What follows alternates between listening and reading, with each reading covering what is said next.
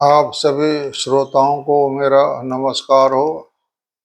आज का हमारा विषय है देवता और ब्रह्म कहाँ कहाँ पर रहते हैं। तो ये मैं पहले आपको वैसे एक मोटी बात बता देता हूँ कि ब्रह्म हर जगह रहता है, चाहे कोई नाली हो या गंदगी हो या सुंदर हो, कोई भी जगह हो, ब्रह्म हर जगह रहता है। उसको किसी से कुछ मतलब नहीं, उसका आवाज हर जगह रहता है। और जो देवता लोग हैं उनकी जगह निश्चित होती है, उनका बताते स्वर्ग लोग में कह लो या जहाँ पर वातावरण अच्छा होता है वहां पर देवताओं का वास होता है। गंदा स्थान हो, गंदी जगह हो, गंदा वातावरण हो, वहां पर देवताओं का वास नहीं होता है। देवताओं जो होते हैं वो जहाँ खुशबू हो और वातावरण अच्छा हो, कोई वहां पे उल्टे कर्म नहीं होते हो, वहां पर देवताओं का वास रहता है।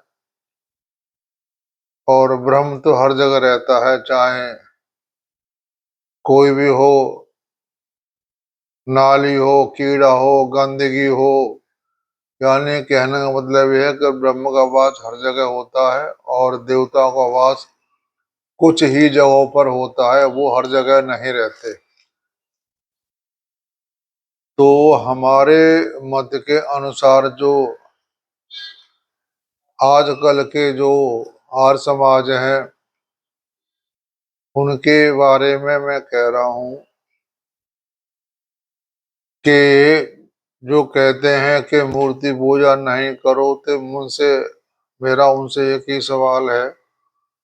जब ब्रह्म का वास हर जगह है और ब्रह्म कहीं भी रह सकता है, जगह अच्छी हो या बुरी हो, ब्रह्म का वास हर जगह है, तो मैं आपसे पूछता हूँ कि हमने एक पत्थर की मूर्ति बना दी देवताओं के नाम से, तो उसमें ब्रह्म का वास नहीं है क्या? उसमें ब्रह्म का वास है ना। जहाँ हमने मान लिया या माने या न माने, ब्रह्म का वास हर जगह है। फिर हम अपनी भावना से मानते हैं कि ब्रह्म का वास है। हमारे वेदों में, अथर्ववेद में देखा, उसमें टोटली मंत्र दिए हुए हैं, उसमें हर तरह का मंत्र है। और ये आर्य समाजी वर्तमान में कहते हैं कि हम उनको नहीं मानते। वैसे कहते हैं हम वेद को तो मानते हैं, लेकिन वेद को हम नहीं मानते हैं। तो क्या आप वेद को मानते? वेद की तो आप मानते नहीं बात। उसमें मंत्र हैं, तंत्र हैं, भक्ति भाव के नियम हैं, और संगीत के बारे में है, दवाइयों के बारे में है, सारी बातें लिखी हुई हैं। उनका जब हम प्रयोग करते हैं तो वो बातें सत्य हो जाती हैं। जब हम साइंस पढ़ने बैठते हैं उसमें हम कहते हैं कि ये आ रेखा मान ली, बा रेखा मान ली, यहाँ से वहां गया गया, त्रिकोण बना, त्रिभुज बना, ए बी, ए रेखा बी से, बी रेखा सी से, ऐसे हम करते हैं ना, मान के ही करते हैं ना। हम जो भी प्रयोग उदाहरण करते हैं उनको पहले मान करके उनका चिंतालंघन करते हैं। चिंतालंघन नहीं करें तो हम कैसे उनकी व्याख्या कर सकेंगे? इसी प्रकार से हम लोग निराकार भगवान को पाने के लिए देवताओं के द्वारा ही ब्रह्म का ब्रह्म को याद करते हैं। पहले हम देवताओं को लेते हैं। देवता लोग अच्छी जगह पर रहते हैं, मंदिरों में, क्योंकि वहां पर लोग पूजा अर्चना करने आते हैं, पूजा पाठ करने आते हैं, अगरबत्ती लगाते हैं, वातावरण को शुद्ध करते हैं। आप लोग हवन से शुद्ध करते हैं, हम लोग धूप बत्ती लगा करके शुद्ध करते हैं। सो अंतर ही क्या रहा? मंदिरों में तो डेली आदमी आते हैं और जाते हैं, धूप बत्ती लगाते हैं, तेल लगाते हैं, दीपक जलाते हैं। आपके मंदिरों में कौन जाता है जो दीप जलाता है, दूध जलाता है? हवन हवन भी कहाँ होता है डेली आपके यार मंदिरों में? होता है आपके आर्य में डेली हवन? कहीं नहीं होता। कहीं होता हो एक आध जगह पे, जितने भी आर्य समाज के मंदिर हैं वहां डेली हवन नहीं होता। मैंने कभी ऐसा नहीं देखा है। मंदिरों में हर दिन पूजा होती है, और मंदिरों में हमने आपके कहने के अनुसार ब्रह्म नहीं तो देवताओं को हमने बैठा रखा है, जिनका नाम वेदों में उल्लेख है। उनका जब नाम उल्लेख है तो उनकी कोई मूर्तियां भी तो होंगी। तो हमारे दर पीढ़ी उसका उल्लेख होता आ रहा है, होता रहेगा। इस तरह से हमने उनका मूर्ति पूजा कर रहे हैं। वहाँ देवताओं का वास है। हम देवताओं के माध्यम से ही निराकार ब्रह्म को पहुंच सकते हैं। हम डायरेक्ट ब्रह्म को नहीं पा सकते। कोई भी काम करते हैं तो शुरुआत करते हैं, उसके कुछ पहली सीढ़ी चढ़ते हैं। सीढ़ी चढ़ते ही हम साकार बना करके निराकारों को भी प्राप्त होते हैं। ये बातें सारी हमारे उपनिषदों में दी हुई हैं। उपनिषद जो है वो भी एक वेदांत है, उसको आप झुटला नहीं सकते। वेदांत कह लो, उपनिषद कह लो, ब्रह्म सूत्र कह लो, ये सब इसमें ब्रह्म ज्ञान के बारे में बातें दी हुई हैं। तो इसमें कहा है कि परब्रह्म परमेश्वर संपूर्ण प्राणियों में वर्तमान है, परंतु सबको देखते नहीं है। कोई बेला ही उन्हें सूक्ष्म बुद्धि के द्वारा देख सकता है। इस पर प्रश्न होता है कि जब वे ब्रह्म अपने हृदय में है तब उन्हें सभी लोग अपनी बुद्धि रूप नेत्रों द्वारा क्यों नहीं देख सकते। तो इसमें बताते हैं कि पंच महाभूत और तन्मात्रा, शब्द स्वरूप रस गंध, ये उनकी तन्मात्राएं हैं। इंद्रियों के सभी स्थूल विषय बाहर हैं। इसका यथार्थ ज्ञान कराने के लिए इंद्रियों की रचना हुई है, क्योंकि इनका ज्ञान हुए बिना न तो मनुष्य किसी के विषय के रूप में और गुणों को ही जान सकता है, और न ही उसका यथा योग्य त्याग एवं ग्रहण करके भगवान के इंद्रिय निर्माण के उद्देश्यों को सिद्धि करने के लिए उनके द्वारा नवीन शुभ कर्मों का संपादन ही कर सकता है। इंद्रिय निर्माण इसलिए है कि मनुष्य इंद्रियों के द्वारा स्वास्थ्य कर सुबुद्धिदायक विशुद्ध विषयों का ग्रहण करके सुखमय जीवन बिताते हुए परमात्मा की ओर अग्रसर होता है। यानी हम पंच महाभूत, ज्ञानेन्द्रियां, कर्मेंद्रियां, अहंकार, बुद्धि, ज्ञान के द्वारा ही हम निराकार को पा सकते हैं। पहले हमें इस स्थूल शरीर की रचना करनी पड़ेगी। हम भी स्थूल हैं, इस स्थूल से ही मन बनाए है। आप भी इस बात को मानते हैं। तो मन के द्वारा ही हम सब कुछ काम कर सकते हैं। मन के द्वारा हम शीशे को पत्थर और पत्थर को शीशा बना सकते हैं। ये हमारा प्रमाण किया हुआ है। मन को आप साध लो, मन से आप जो चाहो वो कर सकते हो। कि आप एक चीज को कठोर बना सकते हो, लोहा, मन के द्वारा, मन के संकल्प से, मन को साधने से, और मन के साधने से आप एक चीज को बहुत मुलायम कर सकते हो। ये साक्षात प्रमाण है। आप इस बात को नहीं मानेंगे। मैं आपसे कह रहा हूं कि आप कहीं मंदिर में जाने से आपको डर लगता है कि यहाँ मूर्ति है। मैंने सुना है कि जो अघोरी होते हैं वो सबसे तांत्रिक विद्या उनको आती है। तांत्रिक विद्या कहाँ से आई? वेदों से आई है ना। उन्होंने अपने घर तो नहीं बना ली। वो बहुत कुछ कर सकते हैं, लेकिन उनका अगर वो गलत प्रयोग करेंगे तो उनको दंड भुगतना पड़ेगा। कामाख्या मंदिर है आसाम में, मैंने वहां जाकर देखा है। वहां मंदिर में शाम के 4 बजे, 3 बजे मंदिर बंद हो जाता है। उसके बाद वहां पर तंत्र विद्या लोगों को सिखाई जाती है। वहां लोग सीखने जाते हैं। तंत्र विद्या होती है। तंत्र विद्या कोई उन्होंने अपने आप नहीं बनाई, ये वेदों से ही ली गई है। वेदों से ही हमारा सारा जगत चल रहा है। जो भी साइंस है वो वेदों के ही मुख्यतः जड़ है। यहाँ से ही हम साइंस सीखे, यहाँ से हमने दवाइयों के बारे में सीखा, यहाँ से हमने आध्यात्मिक ज्ञान के बारे में सीखा, यहाँ से हमने मशीन युग बनाया है, वो वेदों की सहायता से ही बनाया हुआ, अपने आप नहीं बना लिया है। वेदों में हर चीज दी हुई है, यंत्र तंत्र मंत्र और वेद का दवाइयों का काम और संगीत के बारे में, तो ये सभी वेदों की महिमा है जो कि हम इस पर विचार करते हैं। और आप इसको नकारते हो। आप इसको भाई क्यों नकारते? ये देन तो हमारी वेदों की है ना।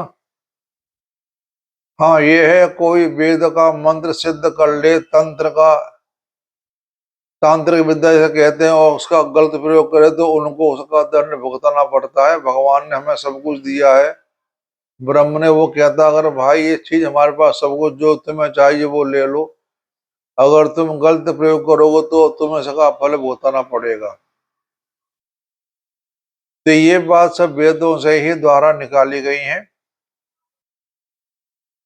और इसलिए स्वयं भी भगवान ने इंद्रियों का सुख बाहर की ओर बनाया, परंतु विवेक के अभाव से अधिकांश मनुष्य इस बात को नहीं जानते और विषय शक्ति का उन्मत्ति के भांति आपात मरणीय परिणाम में भगवान को हटाकर दुख सुख में नरकों में पहुंचाने वाले अशुद्ध विषयों को भोग में रचे पचे रहते हैं। जो कहते हैं ना उच्चाटन मरण मारण वशीकरण मंत्र, ये सब लोग इसकी सिद्धि कर लेते हैं, उसका प्रयोग भी करते हैं। लेकिन अच्छा करेंगे तो अच्छा फल मिलेगा, बुरा करेंगे तो बुरा फल मिलेगा, क्योंकि प्रकृति के विरुद्ध कोई भी हम काम करेंगे तो उसका दंड हमें भुगतना पड़ेगा। वे अंतर्यामी परमात्मा की ओर देखते ही नहीं। कोई बेला ही बुद्धिमान मनुष्य ऐसा होता है जो सत्संग स्वाध्याय और भगवत कृपा से अशुद्ध विषय भोगों की परिणाम दुख को जानकर अमृत स्वरूप परमात्मा को प्राप्त करने की इच्छा से इंद्रियों को बाह्य विषयों से लौटकर उन्हें भगवत संबंधी विषयों में लगाकर अंतरात्मा को अंतर्यामी परमात्मा को देखता है। जब उन्हें कोई सिद्धि प्राप्त होती है तो वो परमात्मा को भूल जाते, फिर वो कहते हैं कि जो हूं सो मैं हूं, मन उनमें अहंकार आ जाता है। जो बाह्य विषयों की चमक दमक और आपात मरणीयता को देखकर उनमें आसक्त हुए रहते हैं और उनके पाने तथा भोगने में दुर्लभ एवं अमूल्य मनुष्य जीवन खो देते हैं। इसी में लगे रहते हैं, अपने जीवन को वो खो देते हैं। न से ही वह सर्वकाल व्यापी मृत्यु के पासे बन जाते हैं और दीर्घ काल तक नाना प्रकार की योनियों में जन्म धारण करके बार बार जन्मते मरते रहते हैं। परंतु जो बुद्धिमान हैं वे इस विषय पर गहराई से विचार करते हैं कि इंद्रियों के भोग तो जीवन की दूसरी योनियों में भी पर्याप्त मिल सकते हैं, मनुष्य शरीर उन सब से अलग है। इसका वास्तविक उद्देश्य विषय भोग से कभी नहीं हो सकता। इस प्रकार विचार करने पर सब यह बात उनके समझ में आ जाती है कि इसका उद्देश्य अमृत स्वरूप नित्य पर ब्रह्म परमात्मा को प्राप्त करना है और वह इस शरीर में प्राप्त किया जा सकता है। तब तो सर्वोत्त भाव की उसी ओर लग जाते, फिर इस विनाशील जगत में क्षण भंगुर भोगों को प्राप्त करने की इच्छा नहीं करते। इनका सर्वथा विरक्त होकर सावधानी से साथ परमार्थ साधना में लग जाते हैं। और शब्द रूप जो मैंने सब प्रकार के विषयों की स्त्री सहस्वादि आदि होने वाले सुखों को मनुष्य जिन परम देव से मिली हुई ज्ञान शक्ति के द्वारा अनुभव करते हैं, उन्हीं की दी हुई शक्ति इनकी क्षणभंगुरता को देखकर यह भी समझ सकता है कि सब में से ऐसी कौन वस्तु है जो यहाँ शेष रहेगी। विचार करने पर मैं यही समझ में आता है कि सभी पदार्थ प्रतिक्षण बदलने वाले होने से विनाशशील हैं, यानी एक दिन नष्ट होने वाले हैं, और इन सब में परम कारण एक मंत्र एकमात्र परब्रह्म परमेश्वर ही नित्य है। वे पहले भी थे और पीछे भी रहेंगे। जीवात्मा भी नित्य है और ब्रह्म भी नित्य है। तुम्हारा पूजा ब्रह्म तो यही है, यह नचिकेता से कह रहे हैं ऋषि। जिस परमात्मा के सहयोग से वह जीवात्मा स्वप्न में और जगत में होने वाली समस्त घटनाओं का बार बार अनुभव करता है, जिसकी कृपा से इस जीव को उसकी विज्ञान शक्ति का एक अंश प्राप्त हुआ है, उस सब की अपेक्षा महान सदा सर्वदा सर्वत्र व्याप्त परब्रह्म परमात्मा को जानकर घोर पुरुष कभी किसी के कारण से किंचित मात्र भी शोक नहीं करता है। ये साधक सबको जीवन प्रदान करने वाले, जीवों के परम जीवन और उन्हें के कर्मों को फल भुगताने वाले तथा भूत वर्तमान और भावी जगत का एकमात्र शासन करने वाले उस परब्रह्म परमेश्वर ने इस प्रकार समझ लिया कि अंतर्यामी रूप से निरंतर मेरे समीप मेरे हृदय में ही स्थित है। जो हमारे उपनिषद है उसे कहते हैं समीप से बैठ के, मतलब ये समीपता को ब्रह्म को मिलाने में इनका मुख्य काम होता उपनिषद का या वेदांत का। और फिर इसी महिमामय स्वरूप को कभी नहीं भूल सकता। इसलिए वह नचिकेता, तुमने जिस ब्रह्म के विषय पूछा था वह यही है जिसके मैंने ऊपर वर्णन किया है। उनके ये महाराज भगवान कह रहे हैं नचिकेता से, यही ब्रह्म है जो जल से बल से पांचों महाभूतों में पहले हिरण्यगर्भ अंडारूप ब्रह्मा के स्वरूप में प्रकट हुए थे, उन अपने ही संकल्प रूप तब से प्रकट होने वाले और सब जीवों के हृदय रूप गुफा में प्रविष्ट होकर उनके साथ रहने वाले परमेश्वर को जिस प्रकार जानता है कि सबके हृदय में निवास करने वाले सबके अंतर्यामी परमेश्वर एक ही है, यह संपूर्ण जगत उसी में महिमा का प्रकाश करता है, यह साथ जानता है। यानी हृदय में ही जीवात्मा परमात्मा दोनों ही रहते हैं। जो सर्व देवतामयी भगवती आदिति देवी पहले उस परब्रह्म संकल्प से सब जगत की जीवनी शक्ति से रहित उत्पन्न होता तथा जो संपूर्ण प्राणियों के बीज रूप से अपने साथ लेकर प्रकट हुई थी, हृदय रूपी गुहा में प्रविष्ट होकर वही रहने वाली वही भगवती भगवान की अचिंत्य महाशक्ति भगवती जो हमने नाम दिया है, वह परब्रह्म की शक्ति के रूप से बोध कराया है, उसको हमने देवी मान लिया है।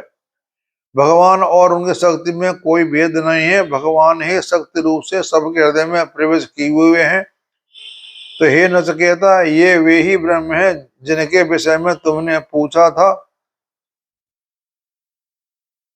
जननी रूप में समस्त देवताओं का सृजन करने वाले होने के कारण जो समृद्ध सर्व देवतामयी है, शब्द आदि समस्त भोग समूह का अदन भक्षण करने वाले होने में जिनका नाम अदिति है, जो हमारे खाने को पचाती है, विशेष अग्नि जो हिरण्य रूप प्राणों के सहित प्रकट होती है और समस्त भूत प्राणियों के साथ ही जिनका प्रादुर्भाव होता है, तभी जो संपूर्ण भूत प्राणियों की हृदय गुफा में संपूर्ण भूत प्राणियों के हृदय गुफा में प्रविष्ट होकर वही सिद्ध रहती है। कोई भी प्राणी हो, संपूर्ण भूतों की बात हो रही, यहाँ कोई भी प्राणी हो उसे हृदय में रहते हैं, वे परमेश्वर मां शक्ति वस्तु उनका प्रतीक है। स्वयं परमेश्वर ही इस रूप में अपने को प्रकट करते हैं। ये वही ब्रह्म है जिनके संबंध में नचिकेता ने पूछा था। जिस प्रकार गर्भिणी स्त्री के द्वारा किया हुआ शुद्ध अन्न पान आदि से परे पुष्ट बालक गर्भ में छिपा रहता है, उसी प्रकार जो सर्वत्र अग्नि देवता और अधर और उत्तर अरण्य के भीतर छिपे रहते हैं, अग्नि विद्या के जानने वाले प्रयत्नशील सावधान श्रद्धालु सब प्रकार की आवश्यक सामग्रियों से संपन्न मनुष्यगण प्रतिदिन जिनकी स्तुति करते हैं और आदर करते हैं, वही अग्नि देवता सर्वज्ञ परमेश्वर ही प्रतीक हैं। ये कह रहे तो जिन परमेश्वर से सूर्य देव प्रकट होते हैं और जिनमें जाकर विलीन हो जाते हैं, जिनकी महिमा में ही यह सूर्य देवता की उदय अस्त लीला नियम पूर्वक चलती है। उन परब्रह्म ही संपूर्ण देवता प्रविष्ट है, उन्हीं में देवता भी प्रविष्ट है, सब उन्हीं में ठहरे हुए हैं। ऐसा कोई नहीं जहां सर्वात्मक सर्वमय सबके आदि और अनंत आश्रय स्थल परमेश्वर की महिमा और व्यवस्था का उल्लंघन कर सके। सर्वोत भाव से सभी सर्वदा उनके अधीन और उन्हीं के अनुशासन में रहते हैं। कोई भी उनके महिमा का पार नहीं पा सकता। वे सशक्तिमान परब्रह्म पुरुषोत्तम ही तुमसे पूछे हुए ब्रह्म हैं, जो सर्वशक्तिमान सर्वांतर्यामी स्वरूप सबके परम कारण परब्रह्म पुरुषोत्तम यहाँ इस पृथ्वी लोक में है और वही परलोक में है, अर्थात देव गंधर्व आदि विभिन्न अनंत लोकों में भी, तथा जहाँ वे यहाँ भी हैं। यही परमात्मा अखिल ब्रह्मांड में व्याप्त है। ब्रह्मांड में कितने लोग हैं? अनंत हैं, कोई इनकी गिनती नहीं कर सकता। जो उन एक ही परब्रह्म को लीला से नाना नामों और रूपों प्रकाश देकर बस उनके नाना तत्व की कल्पना करते हैं। देखो यहाँ पर आया ना, जो उन एक ही परब्रह्म को लीला के नाना नामों अनेक नामों से रूपों से प्रकाशित देखकर मोहब्बत उनके नाना तत्व की कल्पना करता है, उसे पुनः पुनः मनुष्य अधीन होना पड़ता, उसके जन्म मरण का चक्र सहज ही नहीं छूटता। पर यही है कि आदमी का उससे मुक्ति नहीं मिलती, और मुक्ति तो मिलना बहुत असंभव है, क्योंकि परमात्मा जो आत्मा बनाई जीव आत्मा, उनको तो जन्म लेना है, मरना है, लेना है, मरना है। उनमें विलीन होना तो समझ से बाहर है, क्योंकि ये उन्हीं की लीला है। उन्होंने जो ये सब जीवात्मा बना रखी है और उनको कर्मानुसार योनियों में जन्म दिलाते रहते हैं। परमात्मा का परम तत्व शुद्ध मन से ही इस प्रकार जाना जा सकता है कि इस जगत में एकमात्र पूर्ण ब्रह्म परमात्मा ही परिपूर्ण है, सब कुछ उन्हीं का स्वरूप है।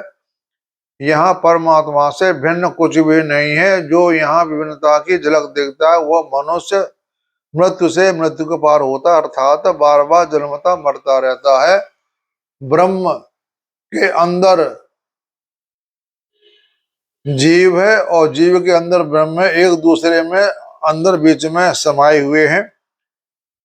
यद्यपि अंतर्यामी परमेश्वर जो भूत वर्तमान और भविष्य में होने वाले सभी प्राणियों के शासक हैं, यानी सबको राज करने वाले हैं, सभी जीवों के लिए समान भाव से सर्वदा सर्वत्र परिपूर्ण है, तथापि हृदय में उनका विशेष स्थान माना गया है। परमेश्वर किसी सूक्ष्म आकार विशेष वाले नहीं है, उनका न सूक्ष्म आकार है, परंतु स्थिति के अनुसार वे सभी आकारों से संपन्न है। क्षुद्र चींटी के हृदय में भी चींटी के हृदय परिणाम के अनुसार परमाणु वाले हैं, यानी चींटी है उसके अंदर भी हृदय है। अब उसी हृदय के अनुसार ही ब्रह्म का वहां पे वास होता है। इसी से हम ब्रह्म का कितना सूक्ष्म उस बारे में हम नहीं कह सकते। वो सूक्ष्म है और बड़ा से बड़ा भी है, लेकिन उसका वास सभी के हृदय में होता है। मनुष्य का हृदय अंगुष्ठ मात्र परिणाम का है और मनुष्य ही परमात्मा की प्राप्ति का अधिकारी माना गया है, यानी मनुष्य ही एक ऐसा है जो परमात्मा का अधिकारी माना गया है, वो परमात्मा को प्राप्त कर सकता है, बाकी जीव नहीं कर सकते, क्योंकि इंसान को भगवान ने बुद्धि दी है और इंसान का स्वरूप भी सर्वोपरि है। इसके लिए देवता लोग भी तरसते हैं। और इस प्रकार परमेश्वर को अपने हृदय में स्थित देने वाला स्वाभाविक ही यह जानता है कि इसी भांति वे सभी के हृदय में स्थित हैं, अतएव फिर किसी की निंदा नहीं करता एवं किसी की घृणा या द्वेष ही करता है। यही ब्रह्म है, वो किसी से निंदा नहीं करता। और तो ये ही ब्रह्म है।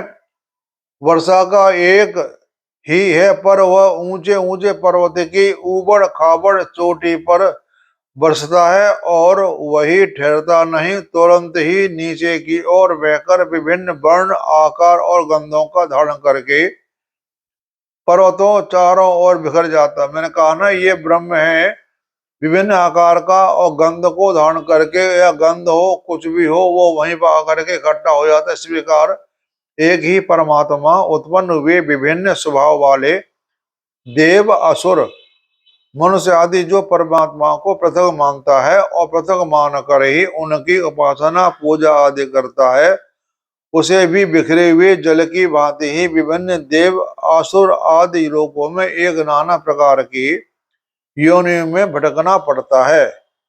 वह ब्रह्म को प्राप्त नहीं हो सकता। यह जो मनुष्य शरीर है, परंतु यहाँ वर्षा का निर्मल जल यदि निर्मल जल में ही बरसता है तो वह उसी क्षण निर्मल जल ही हो जाता है। उसमें ना तो कोई विकार उत्पन्न होता है और ना कहीं बिखरता है।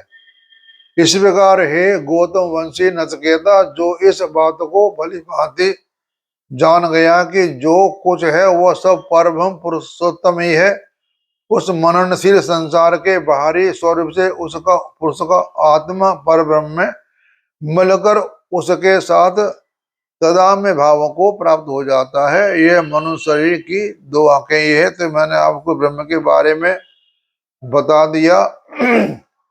जीते जी मनुष्य भजन स्मरण आदि साधना करता है, नगर के महान स्वामी परमेश्वर का निरंतर चिंतन और ध्यान करता है, वह कभी शोक नहीं करता।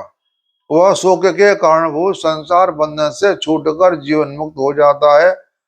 पहले आदमी पूजा करता है, पूजा करते करते उसे ज्ञान होने के बाद फिर वो ध्यान करता है, ध्यान के से ही वो निराकार को प्राप्त होता है। यानी पहले वो साकार की पूजा करता है, फिर ध्यान के द्वारा निराकार की पूजा करता है। बगैर साकार के निराकार को प्राप्त नहीं हो सकता। ये हमारे सबसे बड़ा ग्रंथ जो बना बताया है महाभारत और रामायण, यह महाभारत में लिखा हुआ है। भगवान ने उपदेश दिया है कृष्ण को, कृष्ण ने उपदेश दिया अर्जुन को।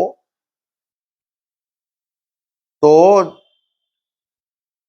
जो ध्यान करता है वही निराकार को प्राप्त होता है और वह शोक के कारण संसार बंधन से छूटकर जीवन मुक्त हो जाता है और शरीर छूटने पर पश्चात विदेह मुक्त हो जाता है। परमात्मा का साक्षात्कार करके जब मृत्यु को चक्र में सदा के लिए छूट जाता है, यही जो सर्वव्यापक ब्रह्म है, यह वही है जिसके संबंध में मैंने बताया था।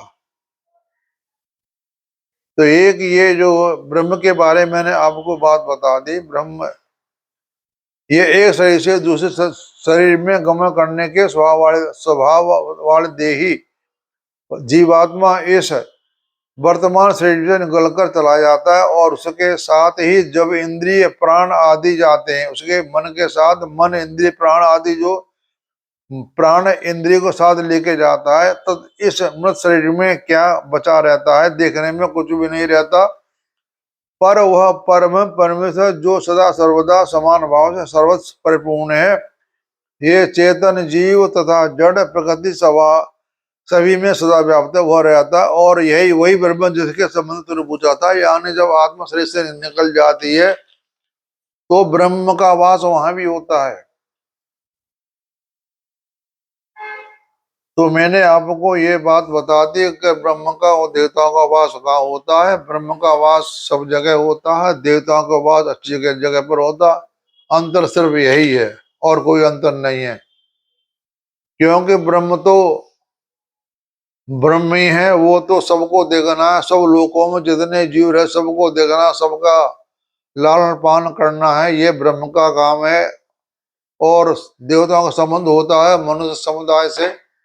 मनुष्य देवताओं की पूजा करते हैं, उनकी बारे में उनका पूजा पाठ करते हैं।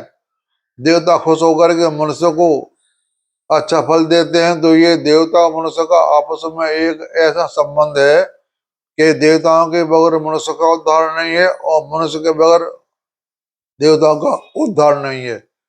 तो मनुष्य देवताओं का यहाँ संबंध बताया गया है। और जो हमारा परब्रह्म है उसकी तो बात ही अलग है। ब्रह्म पर ब्रह्म तो देवता हो मनुष्य हो कोई हो वो उसका वास तो सभी जगह है। तो आप सबका सुनने का धन्यवाद और आप सबको नमस्कार। कोई बात आपको गलत लगी हो उसे निकाल देना, जो बात आपको अच्छी लगी उसे आप ग्रहण कर लेना। तो यही मेरा आपसे अनुरोध है कि अच्छी बातों ग्रहण कर लें। कोई भी कहे अच्छी बात ग्रहण करो, बुरी बातों को आप कान से बाहर निकाल दो। यह मैंने बात इस पर बताई है कि जो आर्य समाज आधुनिक आर्य समाज है कहते मूर्ति पूजा न करो, तो मूर्ति पूजा क्यों नहीं करें? क्योंकि ब्रह्म का वास हर जगह है। हम कुछ भी कर सकते हैं, बिगड़ साकार के निराकार को प्राप्त होना बहुत मुश्किल है। आप सबका सुनने का धन्यवाद और आप सबको नमस्कार।